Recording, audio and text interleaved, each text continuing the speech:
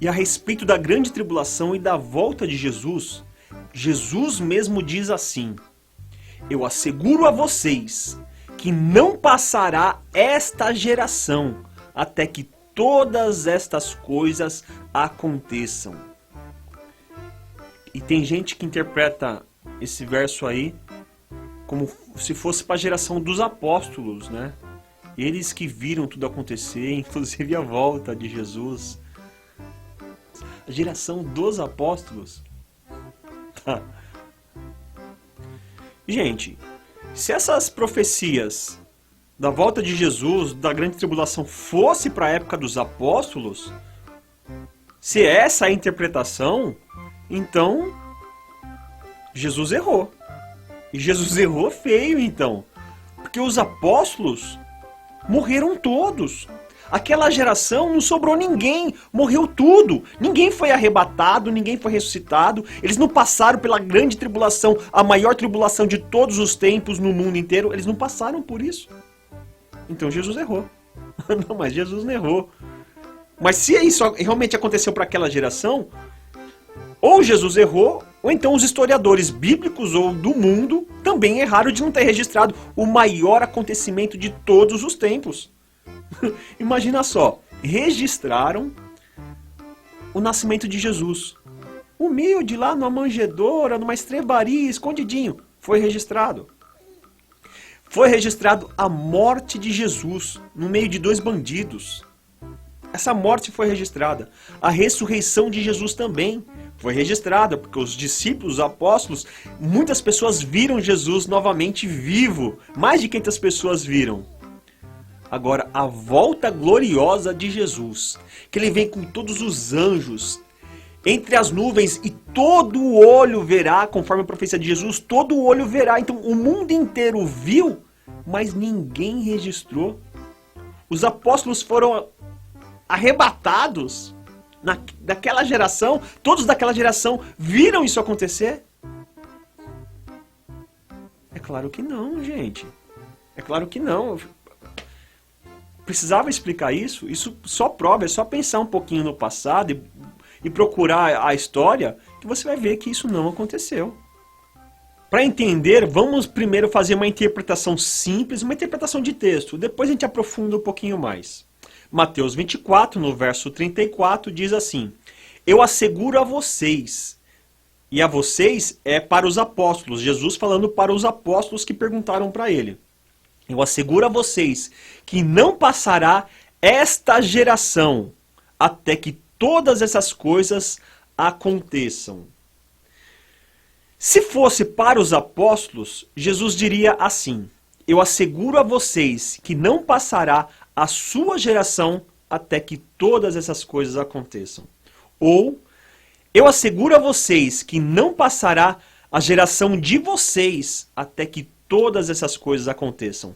Mas não é assim que está escrito. Está escrito: eu asseguro a vocês que não passará esta geração. Geração que é esta? Esta geração da qual ele está falando da grande tribulação. A geração de quem ele está falando? Eu asseguro a vocês que não passará esta geração até que todas estas coisas aconteçam. Que coisas? As coisas que ele falou da grande tribulação. O que ele está dizendo que a geração que vai passar pela grande tribulação vai ser uma geração só. Não vão passar séculos, não vão passar muitas décadas até que tudo se cumpra. Não, ele está dizendo que quem passar o começo da grande tribulação vai chegar até o fim, se não morrer, é claro, vai chegar até o fim e ver a volta de Jesus. Vai ser numa única geração. Não serão séculos e décadas que vão passar como se fosse na época da perseguição do Império Romano. Na época da perseguição do Império Romano, foram alguns séculos de perseguição. Não é isso que Jesus está falando. Jesus está falando que numa única geração, tudo isso vai acontecer. Ah, e o verso 35 ele é interessante, porque Jesus já sabia que muita gente ia pensar que Jesus errou na previsão da profecia dele. Olha só o 35. Os céus e a terra passarão, mas as minhas palavras jamais passarão. Em outras palavras, Jesus está dizendo: eu não erro, Eu não errei, eu sei do que eu estou falando, vai acontecer. É isso que Jesus está falando. Porque tem muita gente que acha que Jesus errou aí, mas não errou. Ele afirmou isso categoricamente. Os céus e a terra passarão, mas as minhas palavras não passarão. Para quem não está habituado com Mateus 24, vou trazer um panorama geral para você entender melhor esse verso que nós falamos. Por exemplo, no verso 3 de Mateus 24, os discípulos chegam em particular para Jesus para perguntar qual é o sinal da volta de Jesus e qual é o sinal do fim dos tempos. Então Jesus começa a relatar um monte de sinais e primeiro ele começa falando daquilo que não é sinal. No verso 4 ao 6 ele diz aquilo que não é o fim, aquilo que não é sinal do fim. Do verso 7 ao 8 ele diz aquilo que são os princípios das dores, aquilo que vai começar a grande tribulação. O princípio das dores relacionado à dor de contração de uma mulher grávida, né? Então começa a dar o sinal que está perto de nascer. Então os princípios das dores está no 7 ao 8 é o início, já é um sinal. Mas os sinais da volta de Jesus e da grande tribulação, do fim dos tempos, começa a partir do verso 9. E no verso 9 tem perseguição em todas as nações. No verso 10, escândalos e traições.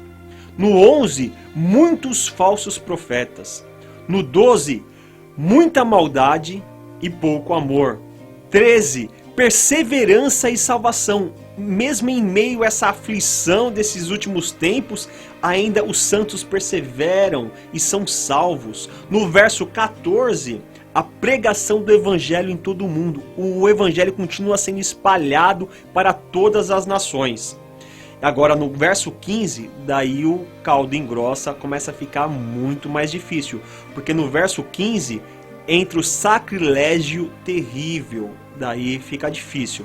Tanto é que no verso 16 ao 20, Jesus alerta a respeito de fugir, sair do meio da sociedade, se esconder. É o momento mais difícil da terra, confirmando isso no verso 21, que é a pior tribulação de todos os tempos na terra. E no verso 22, fala que haverá sobrevivência dos eleitos. Mesmo em meio à grande tribulação, os eleitos vão sobreviver. Do verso 23 ao 25, falsos cristos, grandes sinais, enganação. Jesus alerta sobre tudo isso. No 26 ao 28, mentiras sobre a volta de Jesus. Imagina as pessoas escondidas da sociedade, nos seus esconderijos, e começa as pessoas falam: ó, Jesus já voltou, Jesus está aqui. Não é para acreditar. Haverão mentiras a respeito da volta de Jesus. Jesus fala que isso também vai acontecer. E no verso 29, o sol e a lua escurecem, meteoros caem na terra. Esses grandes sinais acontecem antes da volta de Jesus. Então é sobre isso que os discípulos estão perguntando, sobre os sinais. E Jesus faz essa lista, essa relação de vários sinais que acontecem antes da volta dele. Só que ele começa a relatar também a volta dele. No verso 30, ele fala de uma volta gloriosa e visível, Jesus vindo nas nuvens e todo mundo enxergando. Todo mundo vai ver Jesus voltando de forma gloriosa com seus anjos. No verso 31, é os anjos recolhendo os escolhidos ao som de trombeta. A trombeta vai soar e os anjos vão recolher o seu povo. O arrebatamento na terra acontece no verso 31.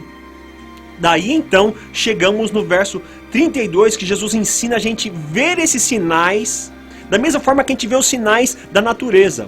Olha, a árvore aqui começou a sair as folhas verdes, já sabe que está chegando a primavera, está chegando o verão.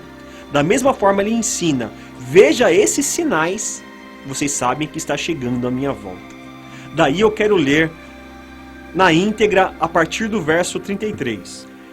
Assim também, quando vocês virem todas essas coisas, as coisas que ele listou, assim quando vocês virem todas essas coisas, saibam que ele está próximo às portas.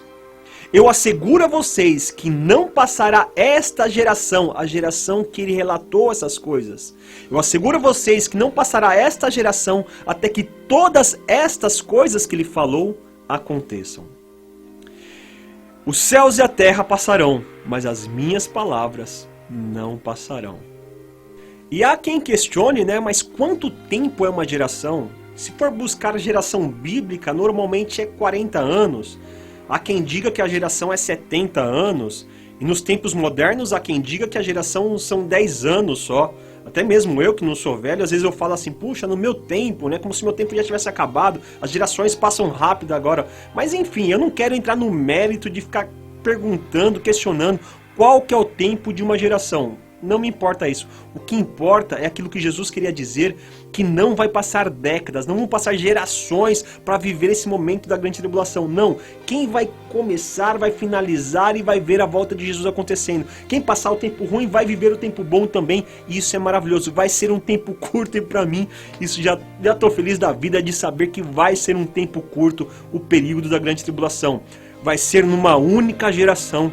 E pronto, glória a Deus, glória a Deus. Esse é mais um vídeo do canal Desembaralhando o Futuro. Se inscreva no canal, dá o like, faz tudo aquilo que o pessoal já fala aí nos vídeos aí. Repete no meu vídeo também. E até o próximo.